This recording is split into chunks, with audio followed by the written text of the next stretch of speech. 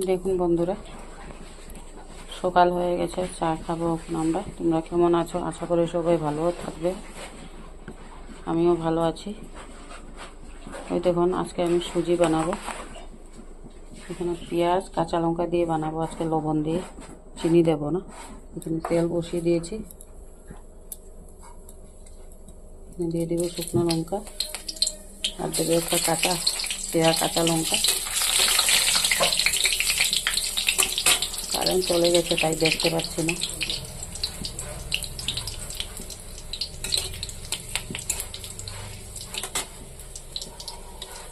আর দেবো পেঁয়াজ,